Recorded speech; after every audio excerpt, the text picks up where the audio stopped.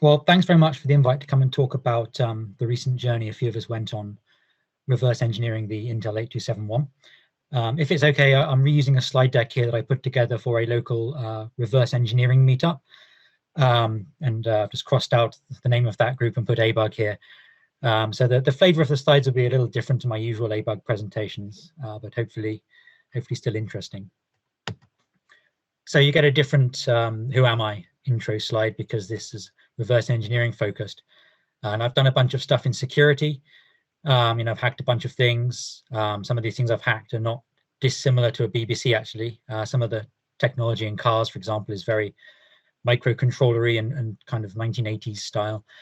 And in fact, a lot of people mentioned, and I agree, that there are a lot of similarities in doing modern security work and doing retro work. In both cases, there's a lot of diving down to the level where you understand bits and bytes and what this pin is doing and what that pin is doing. So I think my career experience translates well into having fun in the retro arena. And as mentioned, this is written up into a blog post. And if you want to go and check that out at some stage for an alternative view of this presentation, I think Phil said he was going to paste that into the chat. So we don't need to dwell too long on this slide. What is the 8271? In this ABug group of friends here, we all know that it's the original disk controller chip envisaged to be used with the BBC. We also know that it's not that good, unfortunately. To be clear, I still have a great fondness for this chip. It is my favorite BBC disk controller chip, but it is not the most capable. Back in the day, it was expensive. And it didn't have double density support, quite a big omission. So it's no surprise that daughter boards were developed to replace the socket that the 8271 was designed to go in. And not many people used it actually, so we were lucky to have it in our BBCs. So why did we decide to go reverse engineer this thing? It's just a floppy controller chip. They're not that complicated, or they don't need to be that complicated. So, but over the recent months, we've definitely noticed some strange things about this chip, some evidence of complexity that it had that we hadn't really got an explanation for. And one of the areas that piqued our curiosity is the datasheet.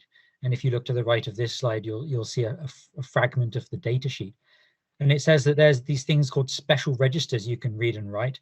And then it lists a bunch of them you might be interested in reading and writing. And if you look at the numbers there, it's a very sparse list of numbers. So, you immediately start to think with your reverse engineering or even your security hat on, what do those other registers do if I give it a number that's not in this table? And indeed, from black box testing, where you just try it out on a BBC, we found that these registers would respond to us, although we wouldn't know what they did. But definitely evidence that this is a complicated chip, maybe even a general purpose chip if these things are, bits of memory. Some other less compelling evidence, like this thing runs hot. I don't know if you've ever touched this thing whilst the BBC on your BBC whilst the case is off, but in my opinion, it's probably the hottest chip to touch. So it's doing something. And one last piece of evidence, whilst playing around with disks recently, I accidentally triggered a test mode of sorts on this chip that actually sent the attached disk drive crazy and made it write onto my disk despite having a write protect tab installed on the disk correctly, which was really like mind-blowing. What is going on here? So we were suspicious this chip is maybe more than it seems. So before we go any further into this journey, we definitely need to do some credits, because this was a team effort. And when I look back upon this piece of work, which is actually one of the favorite pieces of work I've done ever, it's one of the reasons is that there was a team of people involved. So there were people that came together from all different corners of the internet and different interests and just got this done. And if you look at some of the people here, we have people like our very own Perno, who just brought people together, bridged to the main community, found someone who's interested in decapping chips. And then Beadmaster stepped up and said, hey, I'll sacrifice a couple of these chips for this, even not knowing that it would produce something so interesting. And then we had Sean decapping chips. And then ZX Guesser and Diminished did a great job trying to make sense of the hardware, how to an extent that the software people, that's me and Rich Talbot Watkins, could actually start to try and do the actual disassembling of this thing. You know, we really can't do that until the hardware experts have given us a really robust head start. So I'll just take a sip of coffee whilst we pause on this screen. So Sean Riddle duly decapped the chip that was sent to him by Beadmaster, took a picture of it, and this is what came out. And I think it's just beautiful, looking at some of those old chips decapped.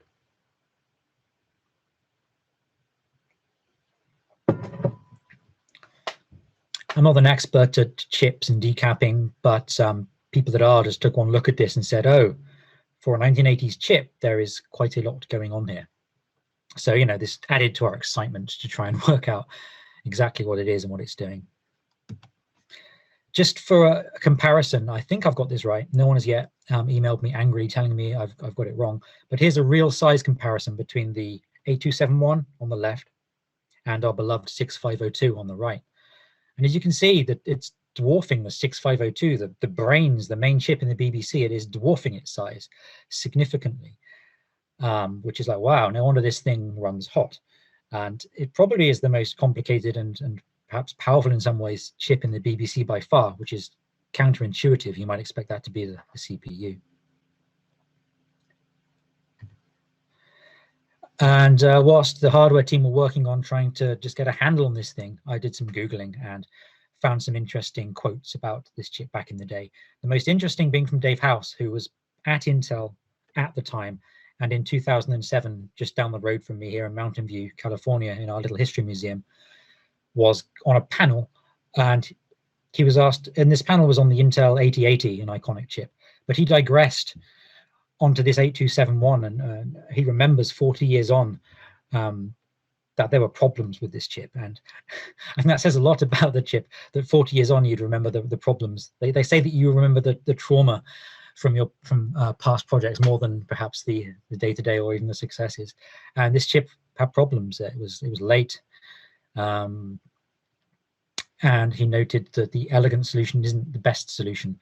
The elegant solution being that they were trying to make a general reusable thing as opposed to a custom disk controller chip. And another quote here just saying that this thing was expensive, and back in the day there were supply issues. You couldn't get your hands on one. So Sean Riddle also decapped an 8273 chip, which is kind of I guess the sister chip to the 8271. It's the only other chip we know of based on that same common core that Intel was trying to make to reuse for bit processing applications. And as you can see, just looking at it, yeah, that's the same core. And the differences will be in the ROM chunk, bottom left as it happens, and the PLA for the bit handling, top right, I believe. So to try and get a handle on this chip, we or the hardware team heroically looked at the ROM. So I'm going to just go back. So,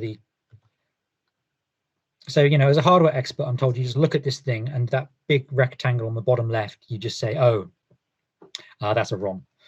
So the hardware team heroically got to work zooming in on the high-res picture and just heroically transcribing every bit in that ROM to a 0 or a 1, 0 or a 1, based on whether the connection is made or not made. That's how these ROMs work. Turns out there's 864 bytes of ROM. This is already very exciting. If there's a ROM with like, it suggests that ROM is microcoded to some form of programming language or opcode set. So this is already very exciting, that this is not just a disk controller. This is something much more interesting. ZX Guesser and Diminished, they also trace the lines of this ROM. So it's no good to just get the bits. You also have to work out how these bits assemble into bytes. And that is not always as you might think. You know, naively you might think it's just 8 bits and that's a byte, 8 bits and that's a byte. But they tend to be interleaved, they tend to be inverted sometimes. Sometimes you get half of the ROMs flipped one way.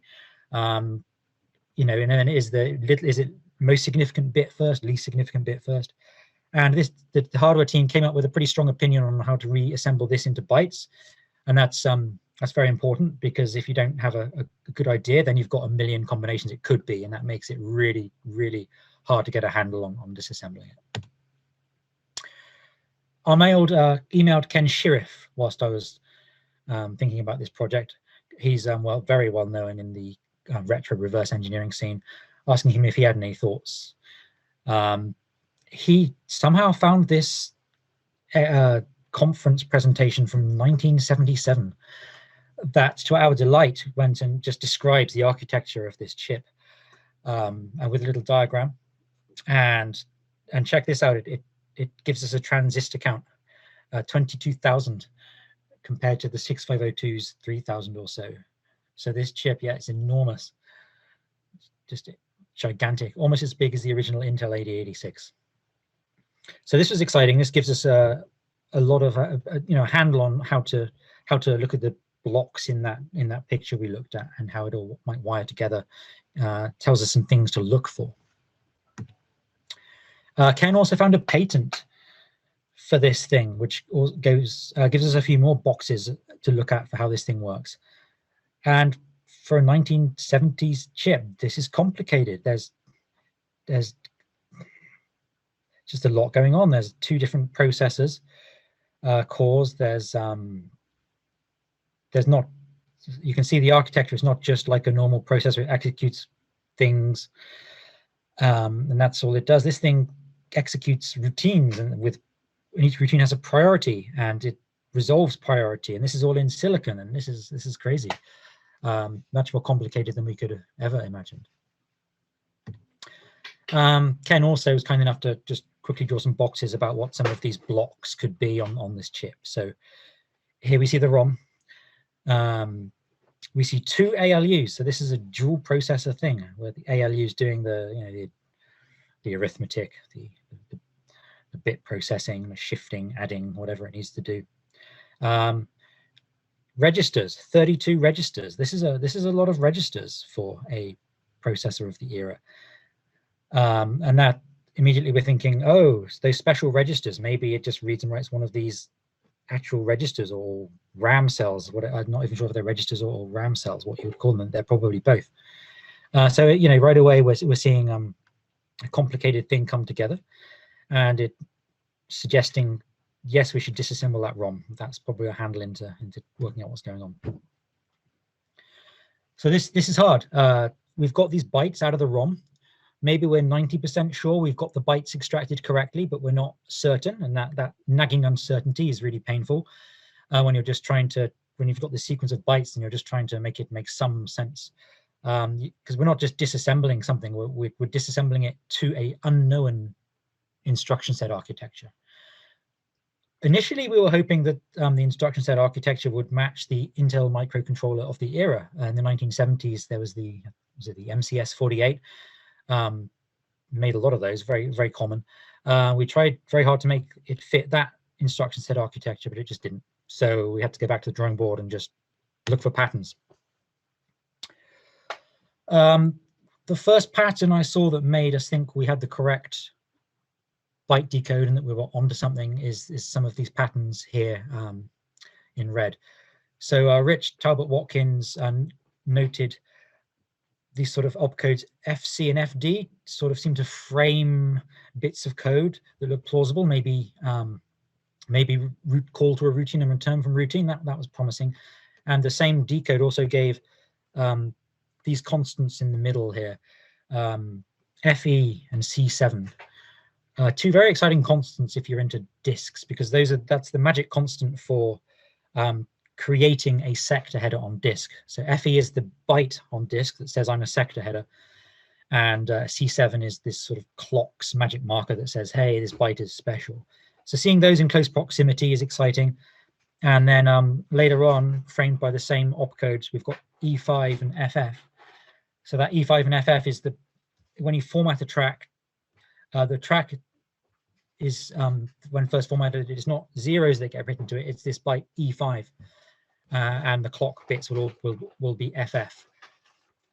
So again, seeing that so close to the other to the other bytes, just a great clue that we could have found the format routine, and that this is the correct decode, and we can try and work out something from here.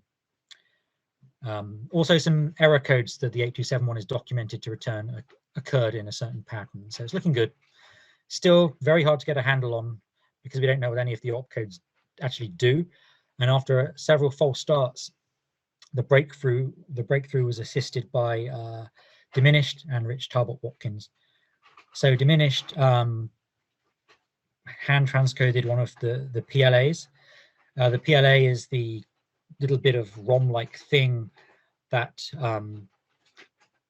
churns an opcode, which is just a byte, into a sequence of actions. So certain opcodes will have some that maybe touch memory will have some bits in common in the PLA. If there's a stack operation, the opcode will set some bits in common in this PLA. So this thing gives you a sort of like a Rosetta Stone kind of thing, maybe a hint into what the opcodes could be. It also tells you what the opcode ranges are, where a given range of opcodes does a similar thing, and some really big ranges popped out, which immediately we were thinking might be read and write from one of those 32 registers. And when we started to assume that it could be something like this, it just fell out. And it's like a jigsaw puzzle where every piece is just blue, right? They're getting the first couple of pieces together is extremely hard, but once you've got just that first inroads, it sort of snowballs. So very quickly we had some routines popping out. This routine here is write special register. This is just where it takes a register that you give the chip and it just stuffs it into one of its 32 registers. Job done, really simple. So that was very exciting. We had to invent our own assembly language here, based loosely on the MCS48 because it's off the era. But this is an unknown instruction set architecture until we wrote it up. So it's similar to the MCS48 insofar as it has register banking and lots of registers. Register banking, you need that because there's 32 registers you can access, but you can only reference, I think, up 16 or even 8 of them, depending on the opcode you use. So you need to select like a window into the registers. Yeah, lots of registers.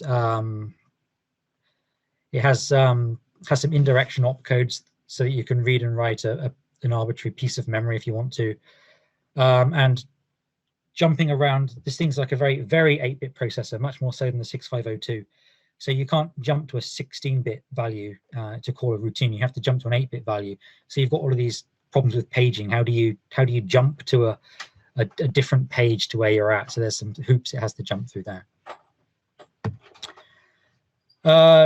Horrifyingly enough, what we found is probably best called a JavaScript on a 1970s chip.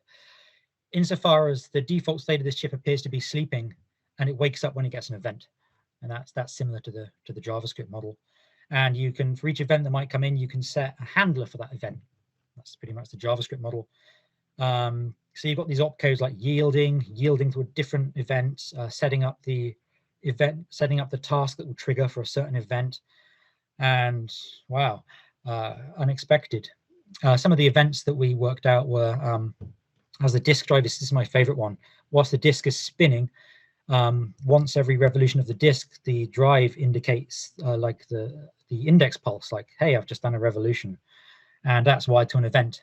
And you find code in the chip that takes that event and does something with it.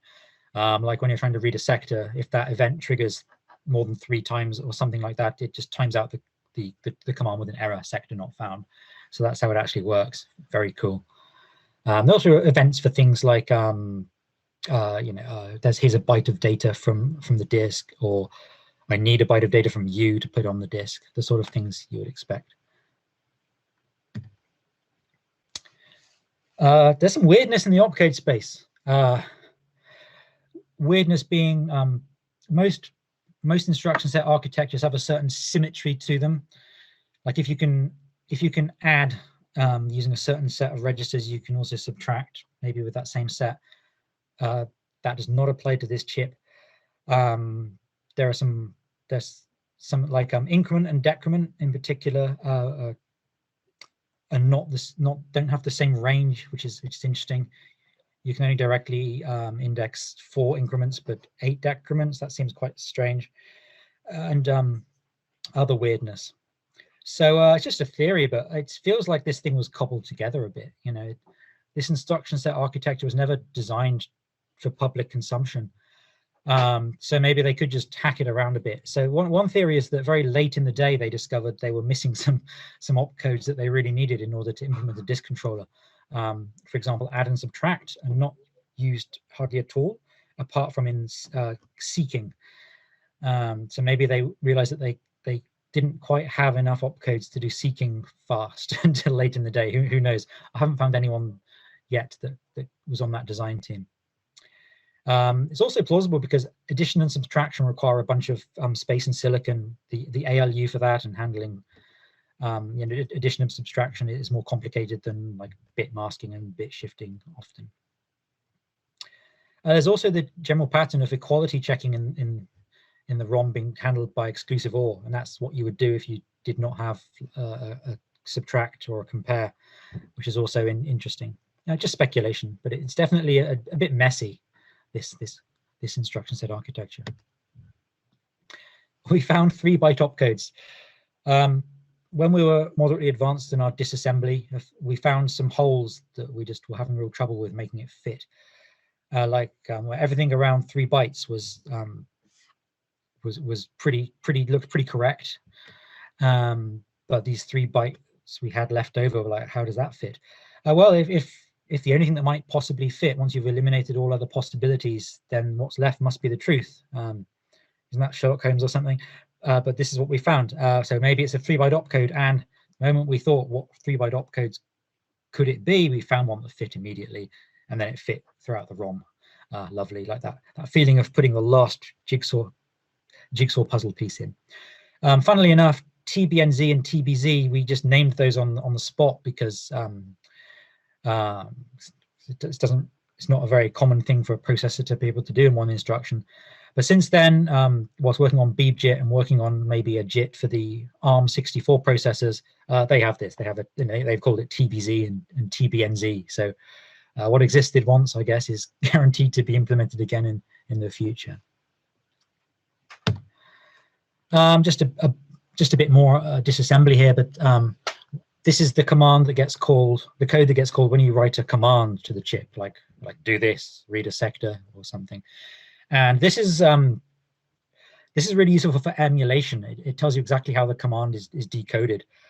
For example, how many parameters are expected is done with this simple little algorithm here. Like it expects 5 parameters for a certain mask of commands. Otherwise the amount of parameters expected is encoded into the lower bits of the command. Great. Once you've got the code here that does it, you can implement that in your emulator, and suddenly you implement weird commands accurately. So that's been very useful. Also, you see how some of the commands are implemented in a very space-saving way. So some of the 8271 commands are like read sector is like the main read sector command, but it promises to read 1 sector and a very small one, and it does that via default parameters. A very simple, very elegant way of doing a lot with a little. And obviously you've got this, we found this processor and we disassembled the ROM for it. How does it actually interact with the disk drive? Well, it turns out that there's a very simple interface from the main processor to the second processor, which is called the bit processor. And you send it very simple commands, such as spin up the drive motor line, such as turn on the drive write line, and also wait for sync. And then and you do this with some simple memory map registers. So it looks like a RAM register, but you write to a register with a magic number, but it actually does something in the hardware. And then you set off this bit processor and it sends back bytes via events, or requests bytes via events. So you can actually hit these registers directly outside of the disk controller from the BBC and make the drive directly turn on. Directly, you can. My favorite thing to do is to directly turn the drive on, turn on the write head outside of any command. And what that does is it magnetizes the drive write head, which then just sweeps the track clean of any magnetic transitions. And you really do have then an unformatted disk. Like there's no magnetic transitions there. The analog waveform of that track will just be kind of flat with a little bit of noise. It's very cool that you can do that. You can also directly write these registers to try and write bytes to the disk, but you just don't have the bandwidth to be successful in that from the BBC, because writing the disk is a fairly high bandwidth. Activity and the latency of this chip is high, because to do anything it has to execute a bunch of instructions. So what can we do with this other than have a lot of fun, which we did? More accurate emulation. So the Beeb 8271 driver is now kind of based on this disassembly. Seek is now accurate in a way that it wasn't, and some copy protection does almost trip up on this, but not quite. It worked before, and it now works, still works, but it's more accurate for any other future disks we uncover. My most favorite thing perhaps is we can copy disks that no one thought were copyable back in the day. We'll come to that. We could also use this to create novel copy protection schemes. You can write things that no one thought you could write with this chip back in the day. We'll get to that too, maybe. What we can't do is, what would have been really cool, since this chip really is quite powerful, you've seen the size of it, it's quite powerful. It could be a coprocessor without having to purchase a coprocessor. So what would be cool if we could have just uploaded some code and run code on it, maybe to hardware accelerate some calculation. Unfortunately, I didn't find a way to do that. It actually has some security, well, not security principles, but it's some things it did that are accidentally security principles that we haven't even got right in the modern age. But it has a strict separation of code and data. The stack for controlling the program counter as you jump around is strictly isolated, and indirect jumps are in this hard-coded ROM table, so it's actually quite a tough nut to crack. I also don't think we can swindle this single density chip into doing double density, sadly enough. So I'm not sure how we're doing for time, because I've lost my, just bring up my phone for a time check. Battery's gone. But we're almost at the end of the slides. But I did find a way to write arbitrary streams to the disk that is not supposed to be possible from this chip. And naturally enough, it occurs from doing something the datasheet says that you. I love datasheets. Datasheets love to say that you can't do something, or that it's impossible to do something, or that it's illegal to do something, or that it's undefined to do something. And what I did, what they say that I'm about to do is illegal. And great, I'm all for it. Count me in.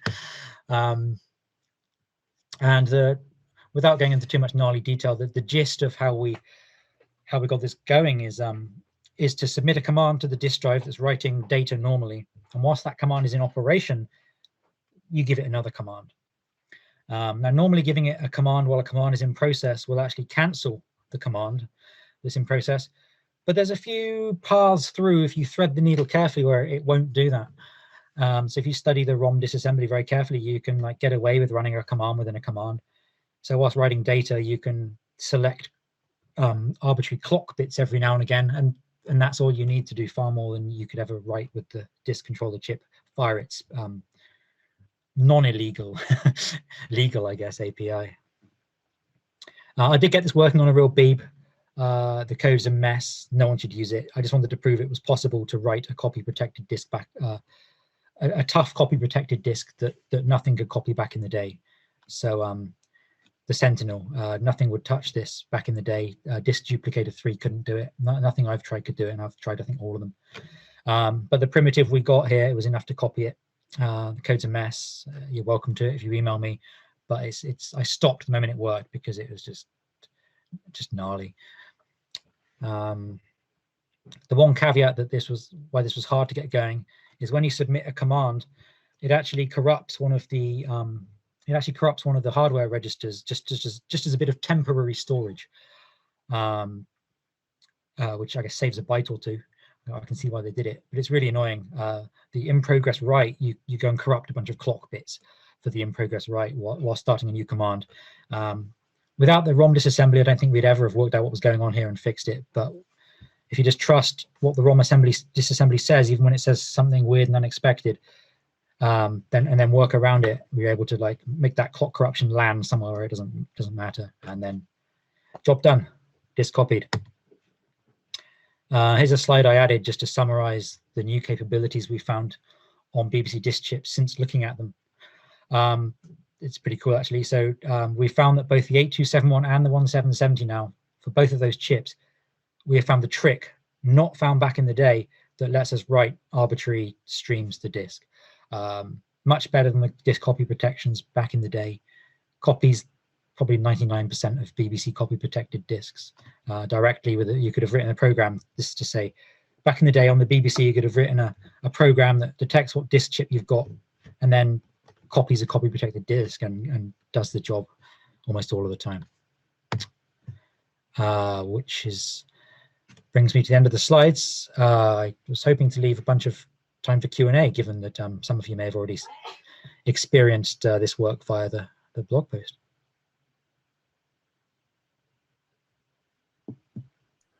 Right, thank you very much, Chris. I'll just have a quick look down the chat and see what we've got in the way of questions. Not so much a question, but a comment from Jonathan Harston, if you want to bring the die photo up for a second. The die photo, yeah. Yeah. Jonathan has commented that it looks like a beautiful wire-wrapped telephone switch. I'm not sure I would know what one of those looks like, but no, I think I'll have to take his word for it. I'm imagining perhaps the back of Colossus at the National Museum of Computing.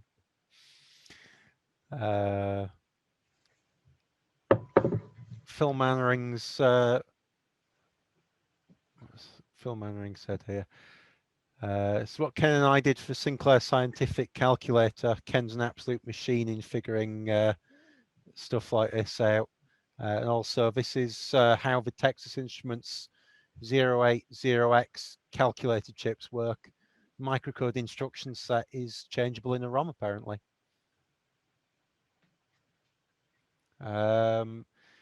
Anthony T has asked, is anyone planning to fully simulate the chip in an FPGA? I am not. I think if anyone was going to do that, they would have to be extremely brave, given the complexity of this chip. 22,000 transistors. I know that the Visual 6502 project was a lot of work, and that was only 3,000 transistors. So I guess no one will ever get around to it. But if there's someone extremely brave and particularly dedicated out there, then it's possible. It depends how desperate you are to have an 8271 and really know how it works. There's an awful lot of reverse engineering of the die still to do as well before I would think that would be feasible. Yeah. It's a lot we don't know how it's connected to other things, and so you'd be more simulating it from.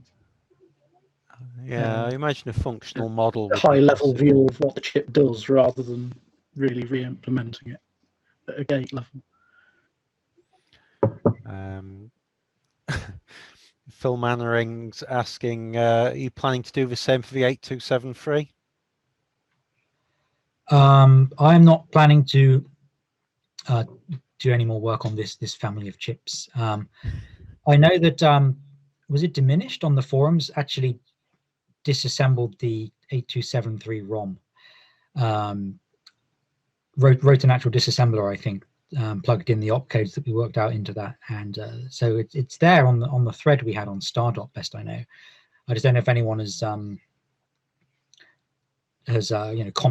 commented it or taken it beyond more than just a raw disassembly. A lot of people asking about whether you're planning on looking at other chips. 6845 has been mentioned as well. The 6845, the video chip, right? The CRTC. Yeah. I should know that. So that's an interesting one. There is definitely curiosity about that, and particularly amongst us bit shifters, because I work on the emulator tech for the emulators that have to emulate the chips well enough to run the crazy bit shifters demos, and we've had some problems there. For a while, JSB wasn't able to run the bit shifters demos until we dug into how the 6845 works. There are also a bunch of variants of the 6845 that are variants genuinely in the sense that they behave quite differently in corner case situations, and these corner case situations are totally what we hit with the bit shifters demos. So we've done a lot of black box reverse engineering on the Hitachi variant of the 6845. That's the one you get in a model, BBC Model B. A master has more variants, and we think got a clock for clock understanding of the quirks that were giving us trouble in the 6845 Hitachi.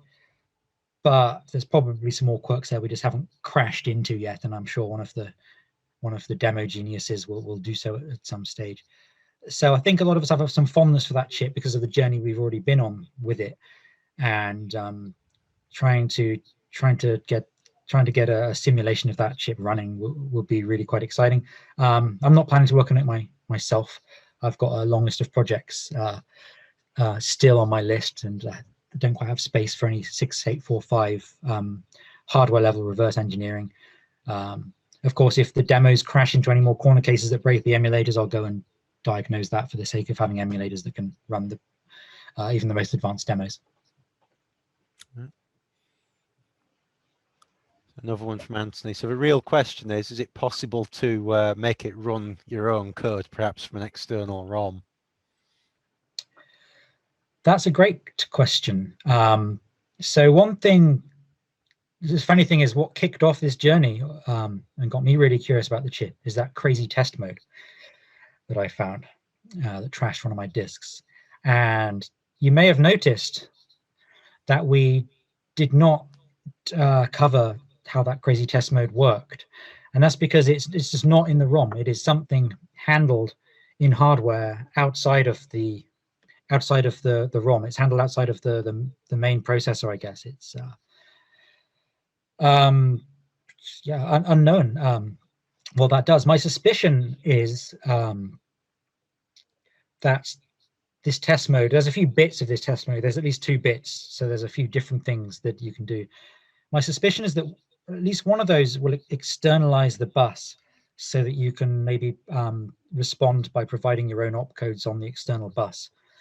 There are references in some early data sheets to a test mode that I think can be used for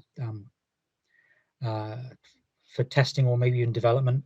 And if you were developing a ROM to go on one of these things, you'd want something like that. You'd want to externalize the bus and respond with your own opcodes, because burning a ROM and then finding your bug, burning a ROM, finding your bug is not really a tenable development methodology. So I would be willing to bet good money that one of those test modes will let you run your own code on this if you're willing to breadboard it a little bit, if that makes sense. Yeah. Okay. So one from Ed. Some tools are apparently used for ROM decode. Can you tell us a little bit more about how that worked, and are they off-the-shelf tools? By ROM decode, are we talking about getting the 0s and 1s, or are we talking about going from bytes to assembler mnemonics, or I'm not sure what. All Ed's said is, yeah, it's mostly about the 0s and 1s, how you get those out. Yeah, I'll just reverse slides a bit, but oops, sorry, my bad. I'll go forward a few slides. So as I say here, not all heroes wear capes, but this ROM was extracted by hand, just by zooming in and transcribing 0s and 1s into a file. 864 bytes, so times that by 8, that's how many bits that these heroes had to do. So this was done by hand, and when we started disassembling and looking for errors in the decode. There was only about 3 that we found, so this was a really good job done.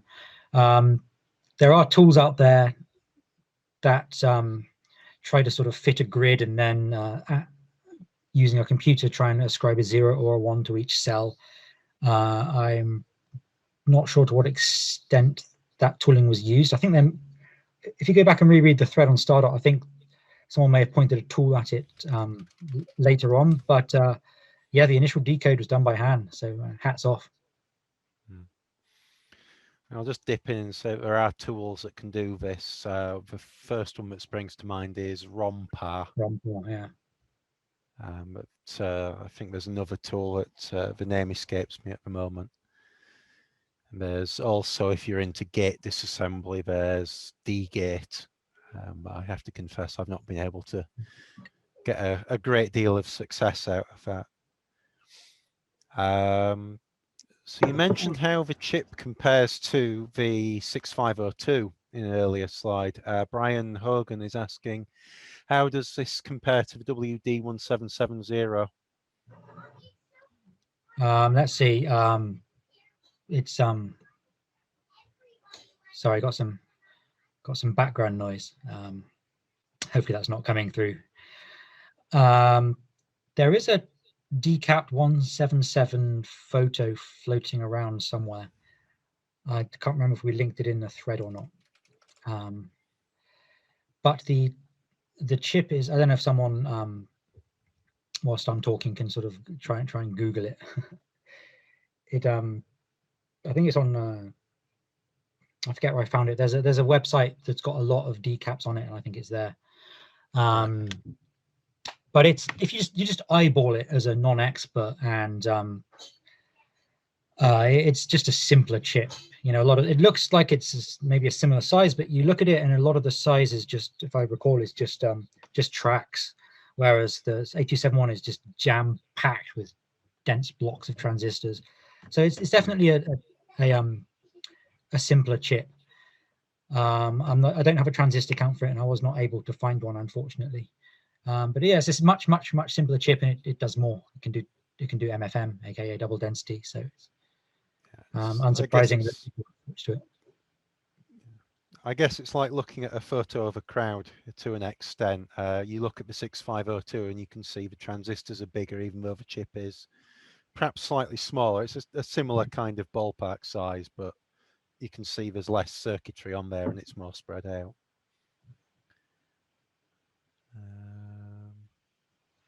Yeah, I wonder if I can. I'm just going to have a quick read of the next one, because this is quite a long sharing. one from Jonathan again.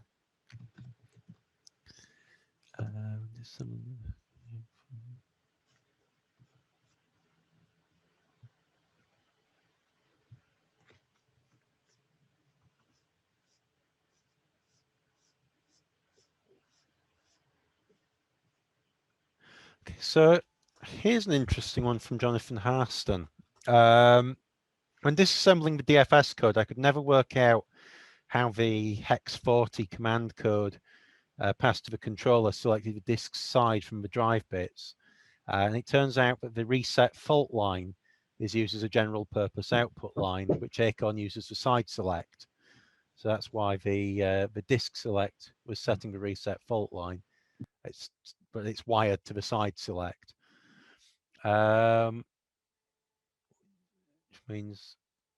Which means top 2 bits low turns on no disk, just 1 bit high sets physical disk 0, 1 0 selects disk 1. So would 1 1 turn on both disks? Has that been verified? Can you turn on both disks and start writing? Sorry, I missed the start of that question. Can you ask that again? All right. So Jonathan was pointing out how the BBC Micro, how he initially couldn't figure out how it did the disk select, the drive select, sorry. It turns out it's using the side select and the reset fault line to do that. But also that means you could set both drive select bits and turn on both drives at once. Has that been verified?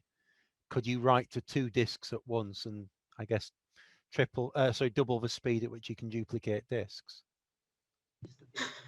That's a fascinating question. So the resource I would use to look at this now, I probably I mean the link to the ROM will tell you how it behaves if you set both drive select bits.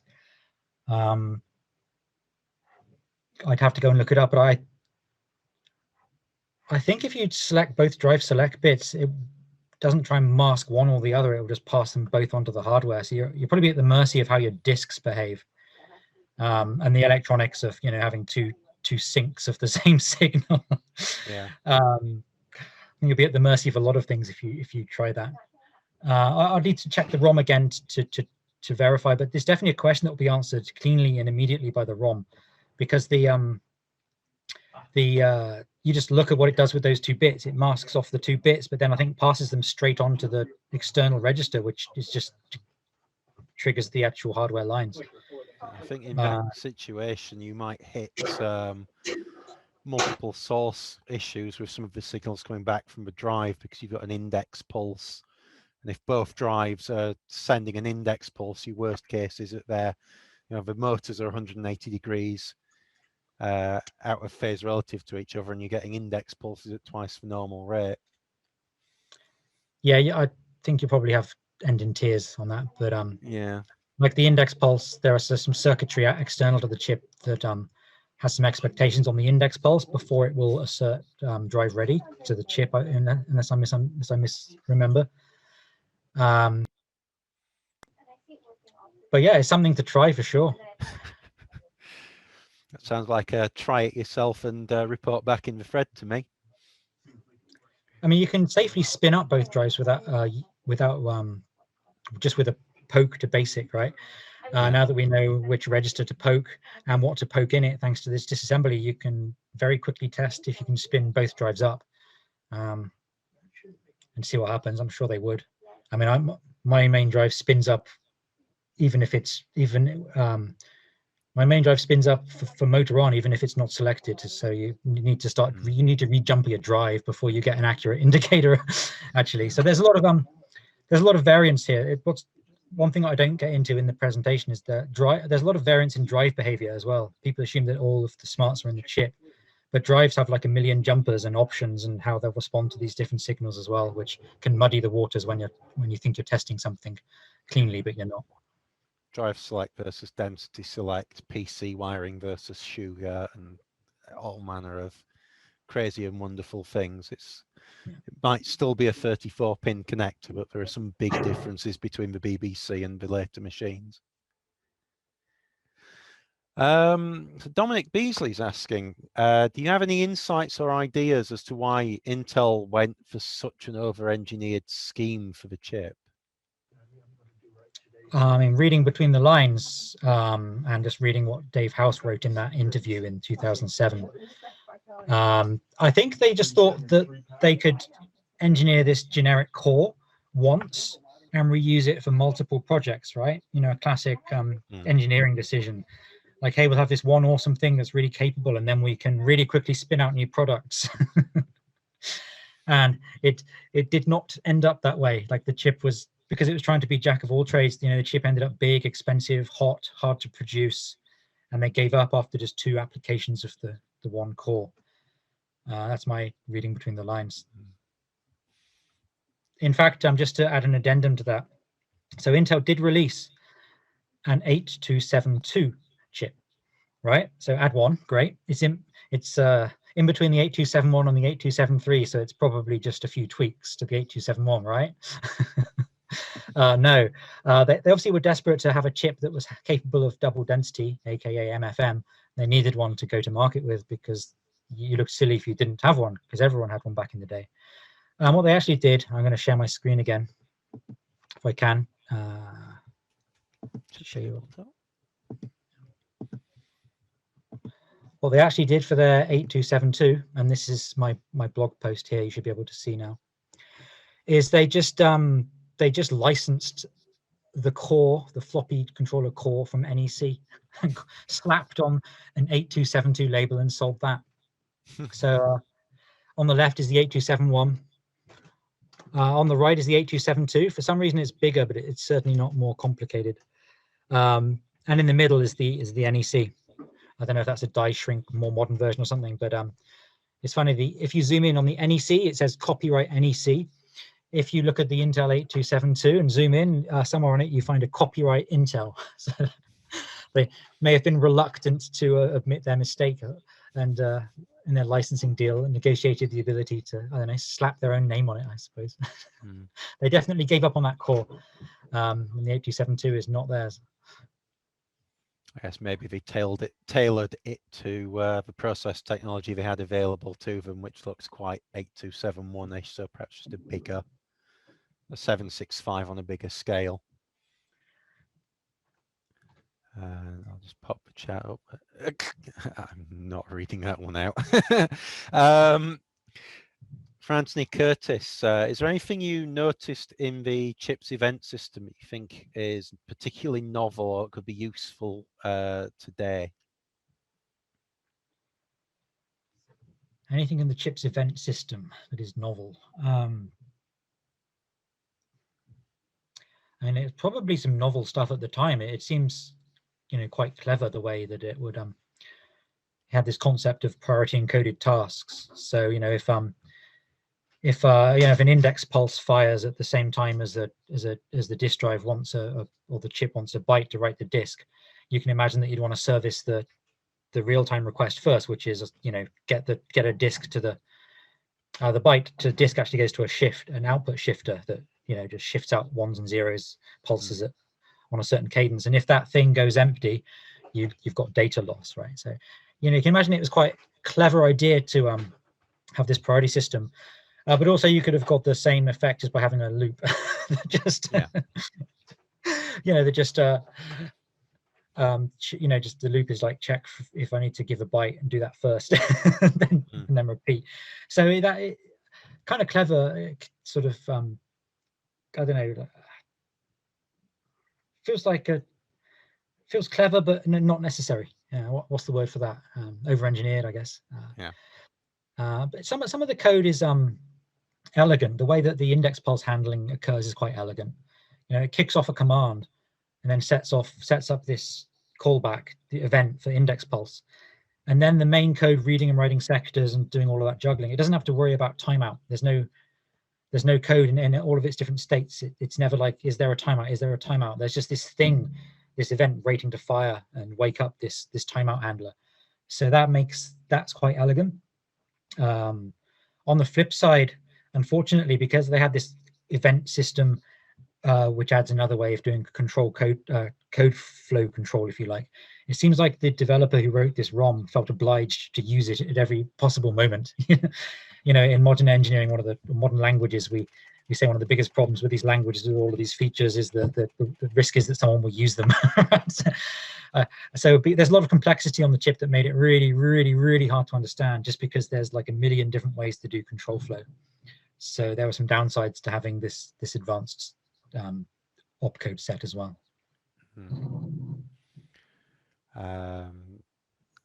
So I think we've reached the end of the questions, but there is a fair bit of praise in the chat as well. Beautiful presentation, and you truly are the most famous Chris here now. I thought it was quite a good one. Presentation was beautifully done and has helped a complete novice at this almost understand what you were talking about. Thank you for a great presentation. Thanks everyone for coming along to listen. No, thank you. So if in the absence of any other questions, if we can give Chris a round of applause, if you want to turn your cameras and your mics on. Yay! And I'll leave it over for discussion. Chris, can I ask you a question about a slightly different topic? Your jitter for ARM. Yes. I've just completed a jitter for ARM for 32-bit ARM core, and it's particularly aimed at the Pi 0, which is the ARM v6 core. And I was just wondering what strategies you used for dealing with the risk of self-modifying code? Yeah, good question. For those who are not up to date on CPU architectures, I suspect that what Dominic's getting at is that the Intel processors of today are cache coherent across the instruction and data caches. And that means if you go and self-modify some code, that's all you have to do and you're done. You don't have to worry about it. Whereas on an ARM processor, typically you write to memory to change, to self-modify some code. But unfortunately, the processor has a cache of that code that will not be updated unless you take some extra action and quite slow and extreme action in a lot of cases, which is a headache for a jitter, especially a jitter for 6502, because self-modifying code was just rampant on 6502. So yeah, I do have a strategy in mind. So self-modifying code isn't the fastest even on Intel, because you self-modify and that's fast, but then you have to trigger something that recompiles the self-modified thing, and that's very slow. Like compiling in the middle of executing a virtual processor, like what? That's very slow. So I have this strategy that looks out for compilations occurring repeatedly at a certain address, and if a certain threshold triggers, then it'll rewrite that opcode to sort of fetch. There's different levels of this, but what you can do is you can rewrite the opcode that's being self-modified all the time to just interpret for one instruction, so that you'll never have to hit that problem again. And over the course of a program's execution, you'll settle into this state where all of the hot self-modified instructions have been actually compiled to something that just dynamically doesn't care if it's self-modified or not. It just fetches the opcode from memory in the 6502 view at the time and executes that. That's about half done. It's already in place for the Intel JIT, because without it, Galaforce is really slow, because Galaforce, thanks to Kevin Edwards, has this crazy self-modifying sprite routine, which is 80% of the runtime in Galaforce. So I implemented enough of this model to get Galaforce up to like 9 gigahertz now in abstract mode. If it's compiling all the time, I'd have to check what the speed is, but probably like 1 gigahertz or something, right? So I know what I'm going to do. I just have to go and do it, finish it. I was actually sort of meaning more about how you detect.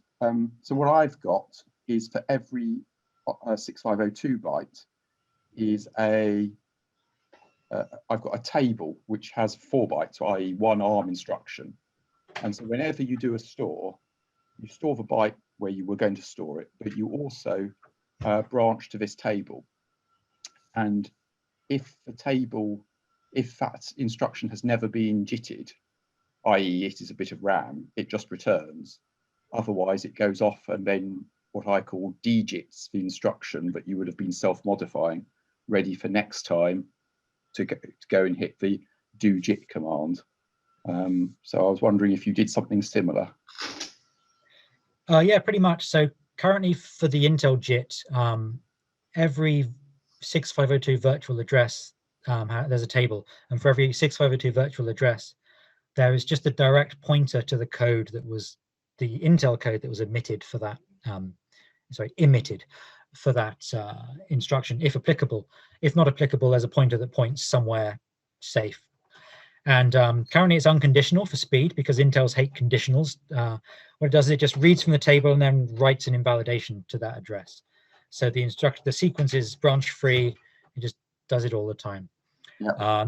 That seems to be pretty fast.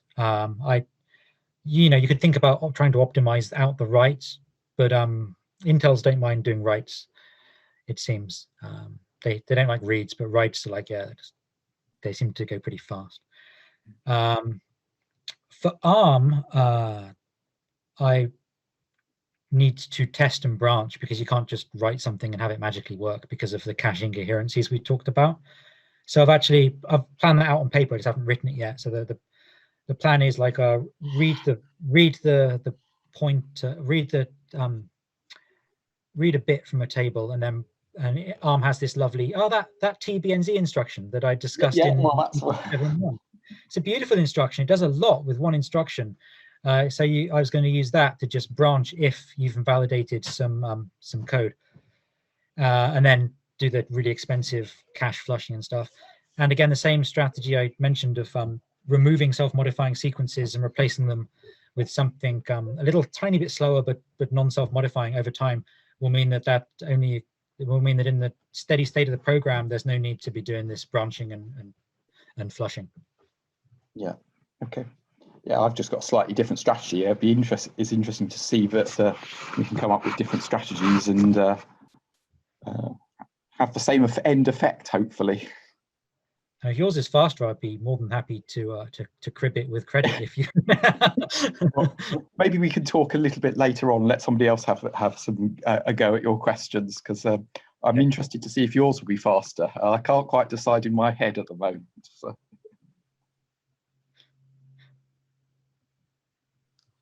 I'll shut up now and let other people have a go.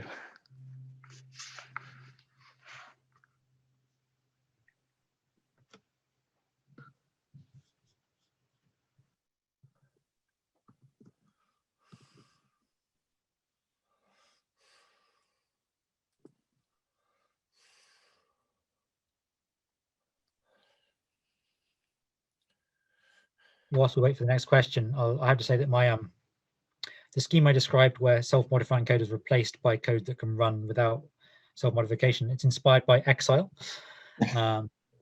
Exile has some really tough cases of self-modifying code that it doesn't just change, like the most self-modifying code changes the address of an opcode but leaves the opcode alone, whereas Exile changes the meaning of the entire opcode in the sprite routine in order to extract some cycles of speed and memory efficiency, presumably, and that's quite hard. You have to use a different scheme for that.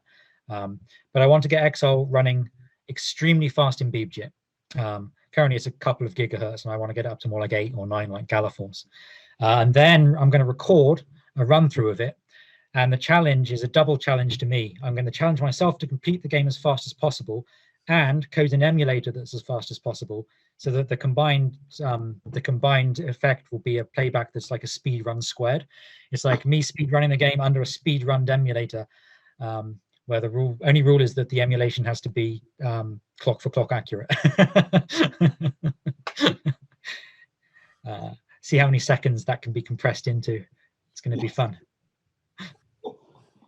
I'll be needing people whilst interrupt me if someone has a question, but I'll be needing people to do other games once I've got the tech fixed. Like some of the classics, like maybe Citadel will be nice. I want someone to get a Night World. There was a thread on Night World recently. I want to get the Night World experts to record a run through on that, so that I can play the later stages of the game, because I'm so bad at it. So something that might be fun to do for a bunch of games once I've got the technology working. It's not a question, but I can give an insight a bit into the extracting the ROM. Someone was asking about using tools to extract the layout of the bits. One problem that we had was that the initial die photos had a lot of residue from the removed layers, the metal layer, and it was obscuring. It sort of tends to pool up just right where you don't want it, where you need to see what's underneath. And so from I think it was 2 chips were decapsulated and imaged, and then a little, as we've been working on it for a while, some cleaner photos came in, but it was sort of working from multiple copies of multiple images of 2 chips, and of course the stuff was stuck in different places on the different photos, so having to look at it and go, well, I don't like that. Let's try looking at the other photos and see if we get a clearer view from that. So it wasn't just as simple as reading through and starting at the top and ending at the bottom. It was jumping around a lot between different images. That's how I was doing it anyway. Yeah, whilst you're here, I just want to thank you profusely for the work you did on the hardware decoding.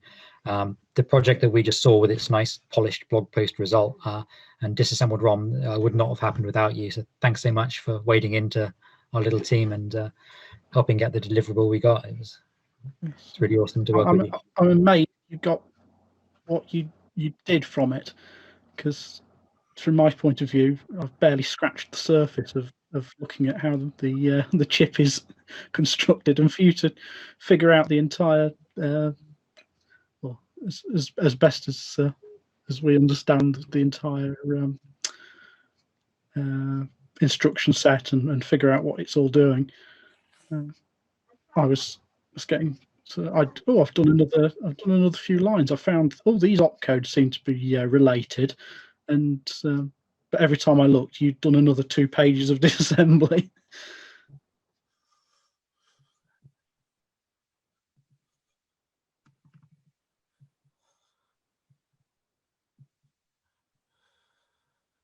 Chris, I know it's not really a big JIT talk, but how often, what granularity do you JIT on? Is every instruction? By the way, yeah, I'm happy to answer any questions about BeebJIT, by the way. I'm still actively working on it and trying to make it faster. Let's see what.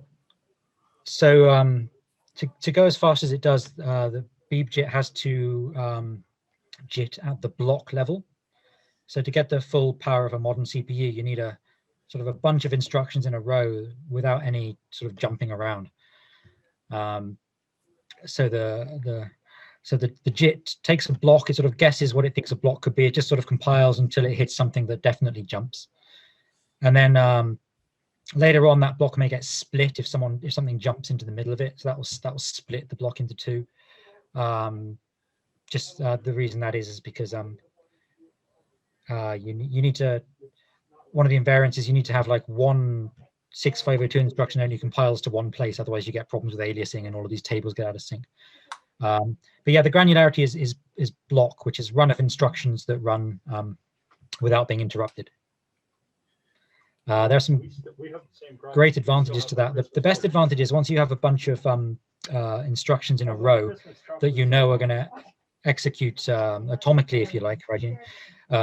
What you can do is you can calculate the number of instructions.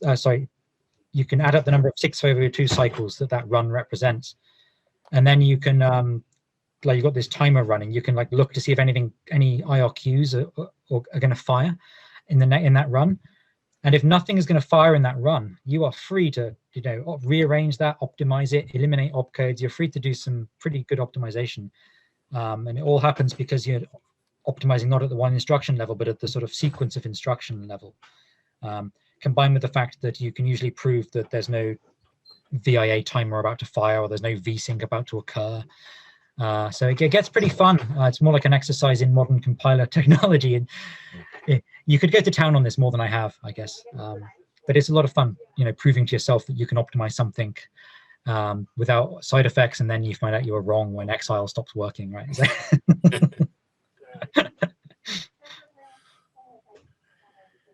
Thanks.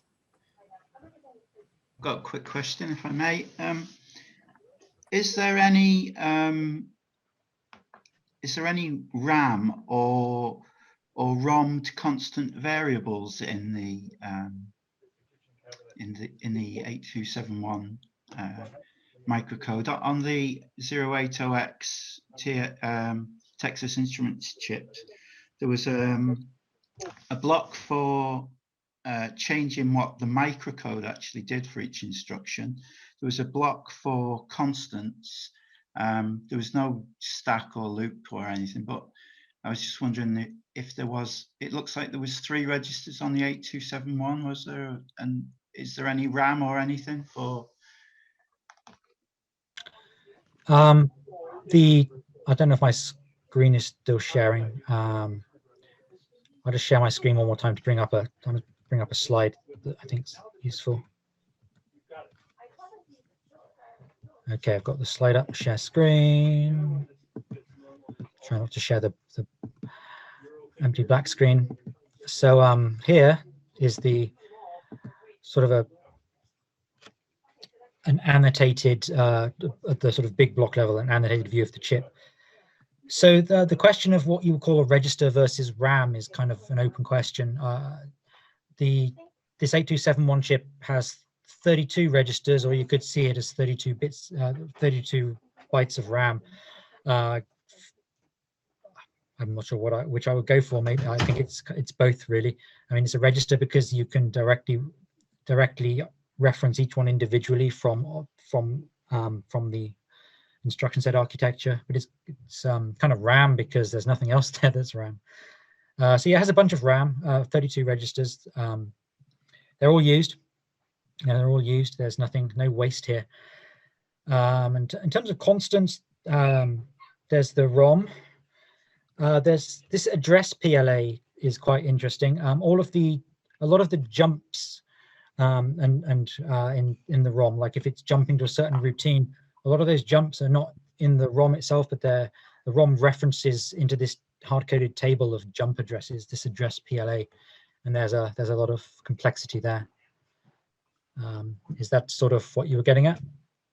Yeah, and in fact, I didn't get a good look at this slide when you were doing your presentation. It seemed to flash by quite quickly. But I would say on something this simple, in quotes, compared to modern stuff, that the regs would you could sort of consider them as RAM. What's the regs at the top? Regs 15 times 8 at the top. Yeah, great question. I didn't dwell on this slide long enough, I think, but as I mentioned a couple of times, when we decapped this thing, we found this effectively a dual core processor in the 1970s. Down the bottom, we have the general purpose core that we've spent most of the time talking about that executes that ROM.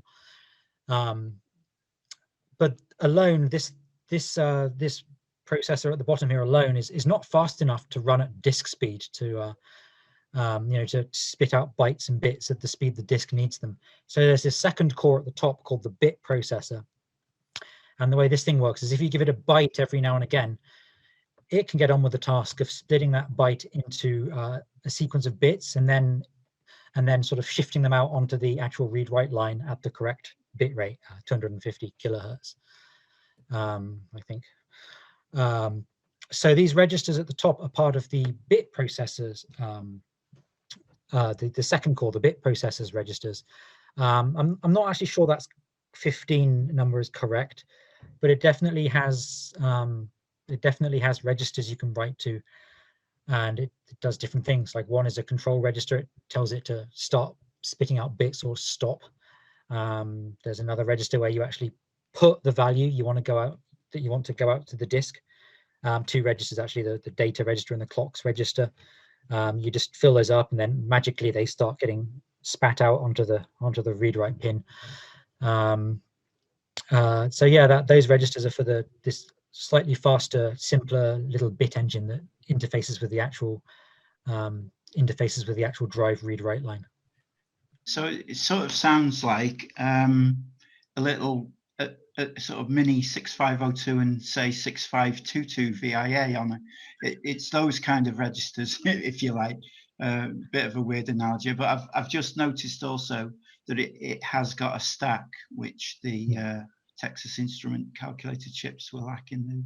They were very primitive, and I think the ROM that defined what the microcode does is what Ken's labeled here as the state PLA. That's what I thought might be different in the 8. That was one of the things with the Sinclair chip. Ken decoded the PLA, and then in another version, there's like 8 flavors of it. In another version, the PLA was actually, this chip was the same, but the PLA was wired differently, which made the sort of the microcode of the instructions run differently. It's very efficient, but a very odd way of, all this what we would consider microprocessors. They've got the microcode sort of hard coded into the chip. Do you know what I mean? Yeah, I just have to say I love your analogy of this dual core thing being a bit like a a 6502 wired up to a 6522 VIA, because that is exactly my feeling as well. And that is, if you know the Commodore 64 disk drive, that's how they made that thing. Instead of having a disk controller chip inside it, if you open up the Commodore 64 disk drive, they've got a 6502 driving a 6522 VIA. Also, Yeah. I've used on the Beeb, I've also used the 6502 on the Beeb to drive the 6522 VIA user port and read and write a disk from that with some success. So it kind of does work, and it's yeah, the 6502 just isn't quite fast enough to do bit level output on a pin, but a 6522 is. Yeah, when I first asked about RAM, I was initially wondering about, say, a 256 byte buffer for sectors or something like that, but RAM in the sort of lower level version of it, I would say this definitely does have RAM with its 32 registers and the stack and so forth. It's a nice little chip, and a very good presentation as well. Thanks. And you also mentioned the state PLA in the top right. That's the state PLA for the bit processor, and that's one of the blocks that changes totally for the 8271 versus the 8273, because the bit processor, the sort of fast thing, you need to program that arbitrarily and differently for different applications, depending on the needs of whatever serial I/O is being dealt with.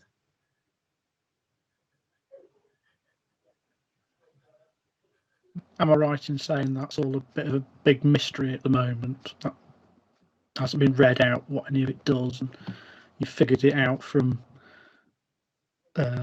seeing what the program in the main processor is telling it to do, and you know what the datasheet says it should do, but how it does it is unknown at the moment. That is exactly it, actually. Yeah, we don't know the inner workings of the bit processor other than how it behaves. We now have quite a lot of data on how it behaves in a black box way from the ROM disassembly of the byte processor, because that sort of prods it in a certain way, and we know how it responds based on that, because the disks do get read and written. In addition, there's also only a handful of registers, and some of them are very, very simple. So in some way there's sorry, there's some background noise. I've lost my thread of thought. Yeah, in some ways it's kind of obvious what it does, but yeah, it would be nice to go and understand some of how it hangs together. We just haven't done that because it wasn't necessary in order to understand in quite some detail exactly how the chip achieves the effects it achieves. There's one thing I wanted to ask. Oh, sorry. I was going to say, I seem to think there was some facility for CRC calculations. Is that does the processor do that, or is that sort of hardwired into the bit processor? Yeah, that's a really insightful question. So the CRC calculation at the speed the disk runs at is probably the toughest computation involved in reading these disks. The 6502 I don't think could do this at line speed, nor could that little byte processor. So this is where the bit processor shines. It's got custom circuitry to maintain a CRC and check it. And yeah, that's in this ALU and state PLA magic that we see in the top right. One of the main things it does that's really hard to do. One thing I wanted to ask was, I think it'll be kind of a curious exercise for someone who is really quite demented enough, but what would a alternate history of a real 8272 which has MFM support using this architecture would have looked like? That's I guess it's an open question whether the bit processor is fast enough to do it, because MFM requires a resolution of granularity of 2 microseconds, whereas single density FM requires just 4 microseconds. So it's possible this thing, as you overclocked it, it's possible this thing may not have had the resolution required to shift on its shift output pin to do this. Also, MFM, the data rate is double. So does that bit processor have the oomph to calculate CRCs at twice the speed it currently does? Unless you want to overclock it. Yeah, great question. I don't know if the capability is there or not. I've just sort of another question. Talking about clock speeds, do you know what is it clocked down from the 1 or 2 megahertz of the sort of main system bus? What clock speed does the chip work at internally? Do you know? I did know. I suspect there might be someone on the call who will be able to tell us, because it's documented on the BBC's circuitry schematics that we all like to look at, where that clock pin comes from and what it is. I want to say it's 4 megahertz, but I'm not 100% sure. But is that divided down inside the chip at all, or do you know, or just wondering what speed that microcode's running at? Oh, the speed the microcode is running at is interesting. There is let me bring up one of my slides. I think whilst I bring the slide up, it's the slide from the 1977 conference presentation. Share screen. They state in the presentation the overall capabilities of the two processors, and hopefully you can see it now. So it says here that the byte processor can execute an instruction in 1.25 microseconds, and the bit processor can do it in 250 nanoseconds, which is pretty fast for the time. I guess 250 nanoseconds, that's 4 megahertz, isn't it? So yeah, this thing probably has a 4 megahertz input pin.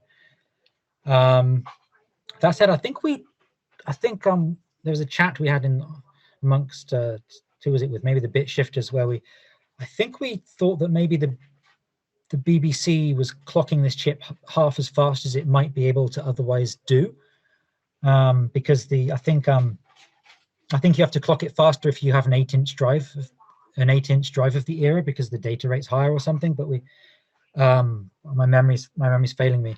So it's possible that on the BBC, the byte processor might have a cycle time of 2.5 microseconds, but don't quote me on that. The 8271 datasheet, if we bring it up, shows it having a 4 megahertz clock pin. Yeah, that would agree with 250 nanoseconds, like you say. I wonder if it's possible it's clocked slower than that in the BBC. There must be someone on the line who loves those BBC micro circuit schematics. Schematics, yeah. They're pretty instructive on what is wired up to what and where that clock comes from. 4 megahertz clock. I mean, that has to come from, I don't know, I hope they're not getting it from the video ULA. That clocks on that thing are wonky. There aren't many 4 megahertz lines flying around the BBC. I can't remember what the crystal is. 8 megahertz one and divide it down. Yeah, I can't remember what speed the crystal is, but it's divided down for the processor and so on. The BBC uses 16 megahertz clock, which is then used to derive the 6 megahertz for the teletext decoder, and then divided down to 2 after that. Yeah, there's a jump. There's actually a jumper on it. I'm just looking at the diagram now, because I am a diagram nerd. I had it open already. There's a jumper S27, and you can select the 8 megahertz or 16 megahertz clock, and then it looks to divide it down before it goes to pin. Sorry, I'm struggling to follow the wire. Pin 3, would that be the clock pin? Yes, it is. Yeah. So it looks takes from the ULA. So how much does it divide it down by? I'm trying to see if it actually divides it down. It's got a clear. The diagram's not very clear on this. There's a register that comes from 8 or 16 megahertz depending on the jumper, and then Q from that goes to pin 3, but it doesn't show anything being fed into its data thing. So I don't know, what's a 74LS393? That's just a 4-bit counter. That's a counter, right? So it counts that down there to whatever speed, which if it's Well, it could use that as a divider, couldn't it? It could use the counter. Yeah, as a divider. so if that's it's saying QB is what goes to the chip. So I'm guessing that's dividing it by 4. Is it? QA will be dividing it by 2. QB will be dividing it by 4.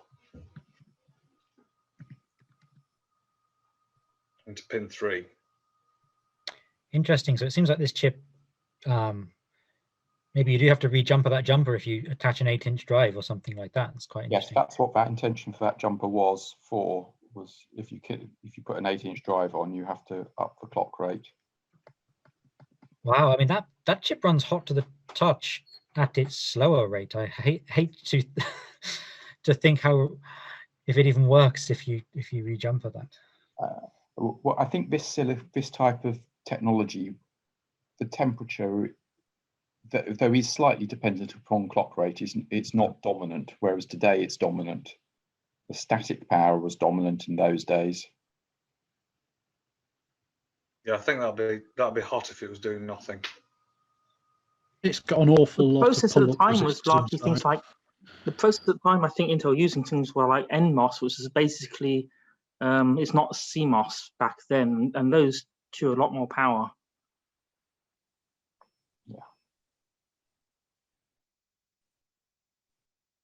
Yeah, so it is definitely dividing by 4. So it either gets 4 megs, a 4 meg clock if it's doing an 8-inch drive, or a 2 meg clock if it's doing a 5 1/4. Yeah, I can't see any other clocks. And once you've cleaned up the ULA, it's actually fairly clean. It's just a bit wobbly on its own, isn't it? Oh, very cool. Yeah. So I mean, that's interesting. That suggests that this thing is clocked at 2 megahertz for single density 5 1/4 inch drives. So if it's capable of clocking at 4 megahertz, that would be enough resolution in the bit processor to do double density if they reprogrammed it, maybe.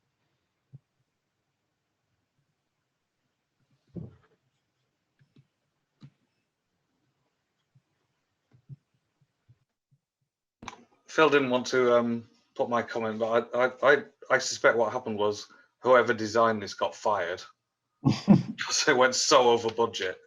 And then I think that they've got, well, really, and like I say, they licensed somebody else's chip. But I mean, it just looks to me zany for what it needs to do is basically a shift register, and the CRC thing, like you say, is probably the feature, isn't it? There's probably empire building going on where someone wanted to design an architecture and be the leader of that little empire, and only got 2 chips spun out of the empire. Seems to me there's 2 bizarre things here. The first one, the bit processor strikes me as being an obvious application of completely custom silicon for the task in hand. And it is, if it's shift registers and a CRC calculation, I'm sure, that could be designed in silicon without using a microprocessor in the to do it. You could do it with fewer transistors, less power, and maybe even less design time. Probably not more design time. And the other one is, well, so what's the purpose of having the byte processor in there? It offloads a certain amount of stuff from the CPU, but the CPU spins waiting for it to happen anyway. So, what is that actually a useful, something useful to do silicon? It does keep, of course, the algorithm for actually doing the floppy work proprietary to Intel. So at least you could see that there's some purpose to that. But yeah, it does strike me as being a bizarre design. I mean, it's very clever, but well over the top for what's actually needed. Yeah, one thing not mentioned is that about this chip is if you look at the era, I think you mentioned, you know, on the BBC application, it sets off the 8271 to do some work and then spins waiting for it. I think in the era they were more thinking that the world was going to go to you know, asynchronous support chips. So you'd set your disk controller off to do something, and it would do that asynchronously whilst you got on with something more useful. And this chip actually was used. I think it was designed to be used more in business systems and mainframe computers and big sort of boxes you would stick onto the side of things. Kind of And if you, geared to work with the Intel DMA controller. So yeah, they want you to buy a DMA controller too, so that it's truly asynchronous.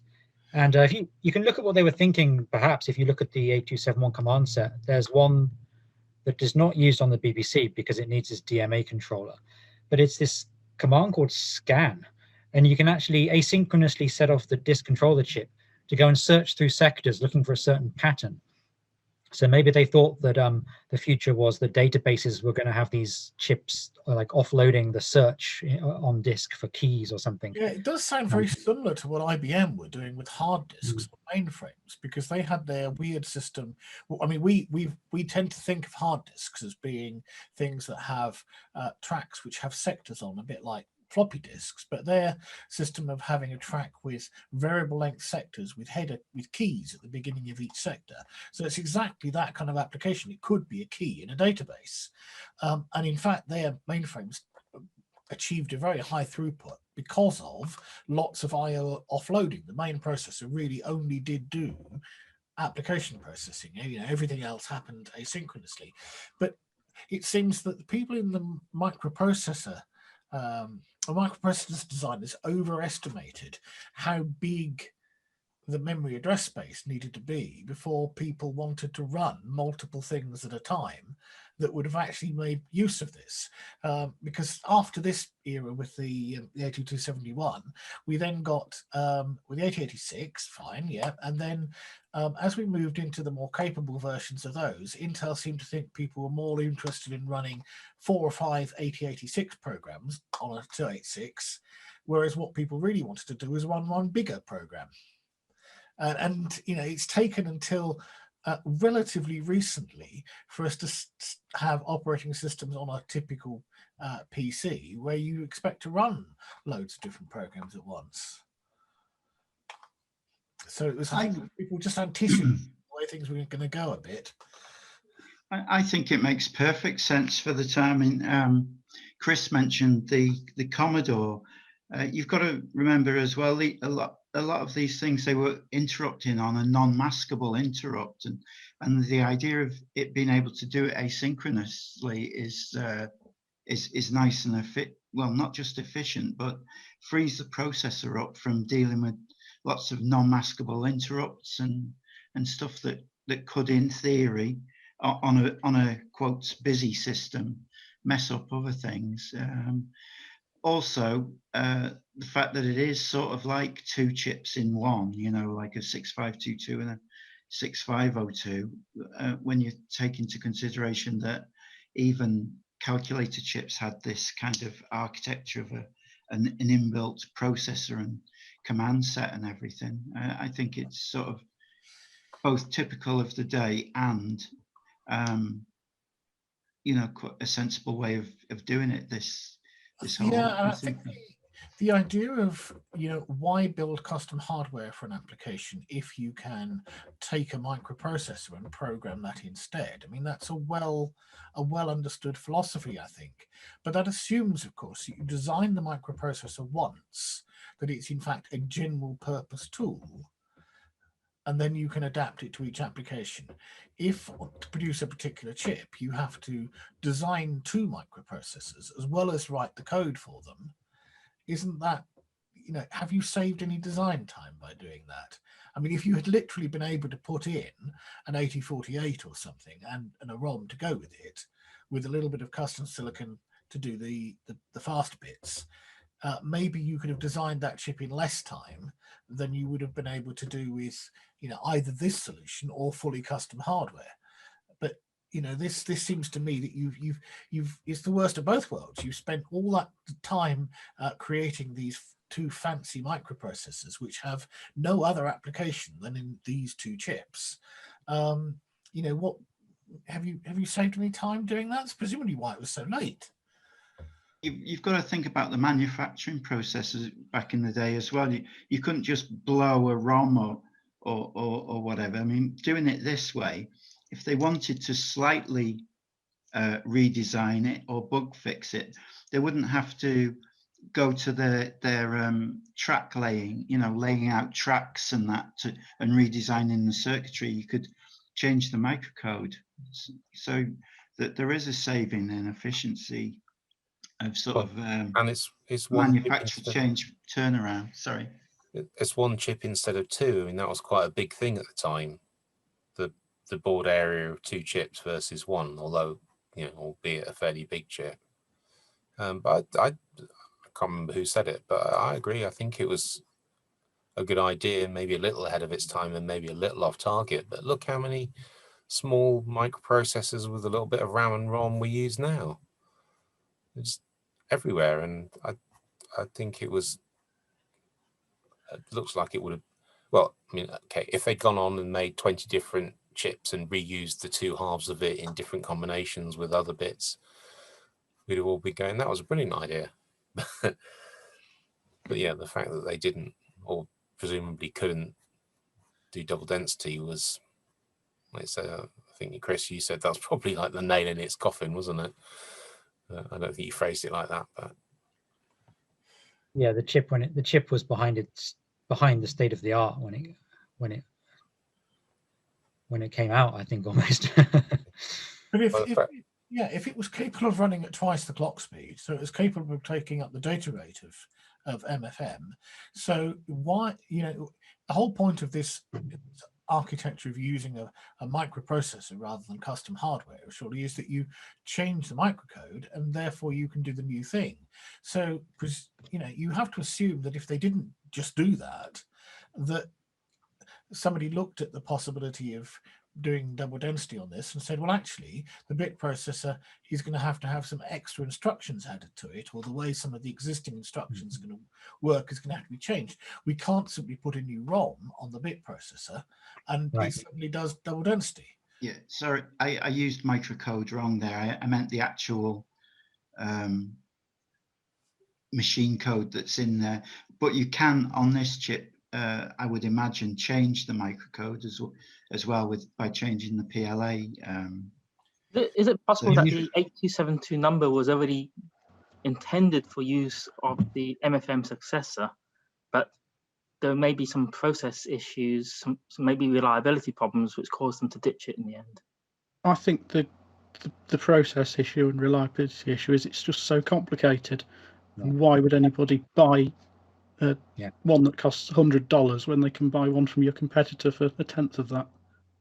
My guess would be that they had, looking at that chip, I bet they had yield issues with it. That's probably why it was so expensive and so scarce. And they just had enough of it, right? Well, it was late as well, wasn't it? So if they said, oh, it's going to take us another 9 months or a year to make double density one, we can go and buy one now. Let's just not. Right. They would have had to have needed to, at a minimum, redo the PLAs for the bit processor. So that's not like change. That's not like a new ROM, a new bunch of microcode instructions. That's like a new. That's a new couple of PLAs. You know, that's a lot harder to do than just change some ROM. Also, thinking about it, if they were supporting 8-inch drives, which requires double the data rate, if they wanted to go 8-inch and MFM double density, that would have required 4 times the clock speed that in the BBC, and maybe that is not tenable. Maybe that is just not double doable. density ever used on 8-inch discs? I thought they were basically going out of use. I don't know actually. No, kind of faded out in the mid 80s. So in the applications that Intel wanted, it probably was still relevant.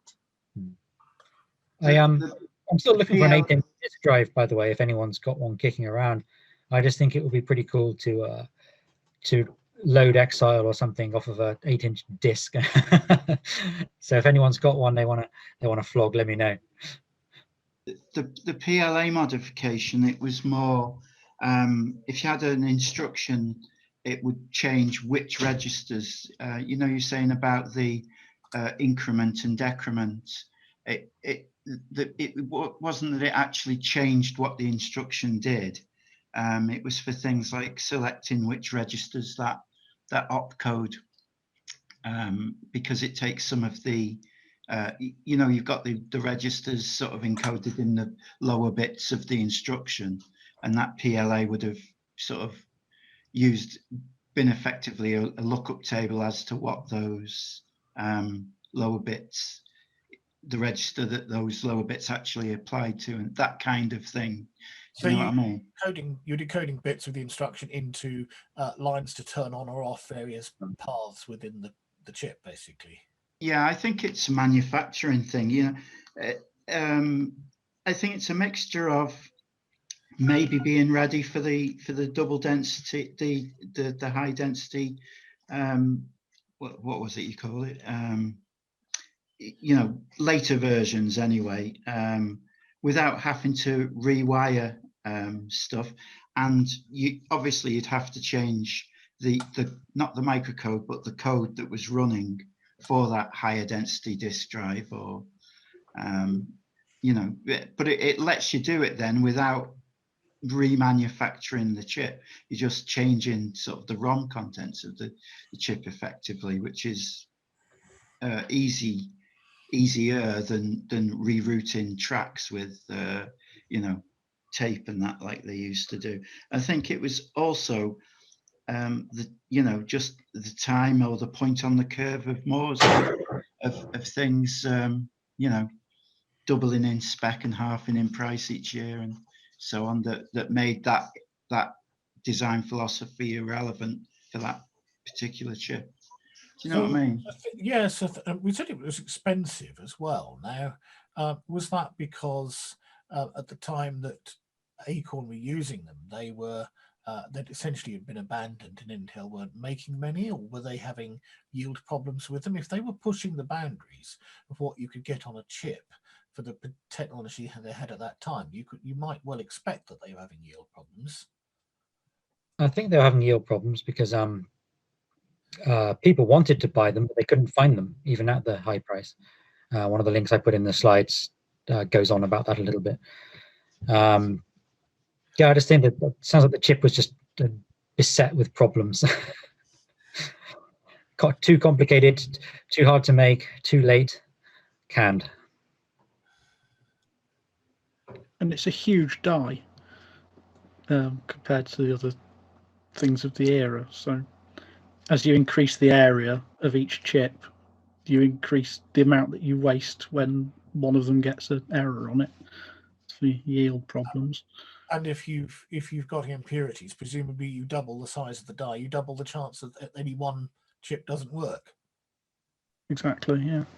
Or quadruple. It depends how you say you double it. In both directions. It's almost like badly judged future-proofing, say. Well, interestingly, the same thing comes up.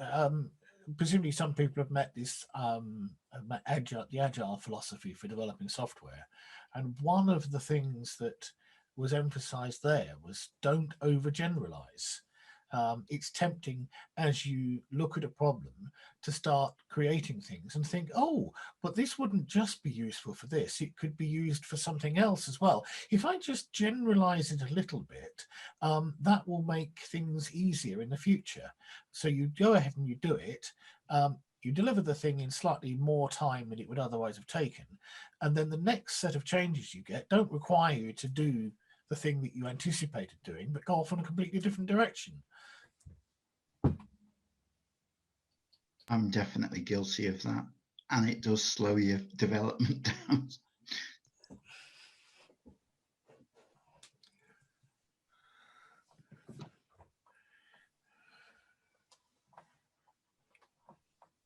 I think we've hogged the deep dive on this one a bit, haven't we? Sorry. Yes, despite despite being a bit critical of the chip, I suppose, I think the reverse engineering activity has been absolutely fascinating, and it's the whole thing is very intriguing. So thanks to everybody who did that. I've enjoyed following the thread on the forum from the beginning, and I've read Chris's blog post as well. It's all been very interesting.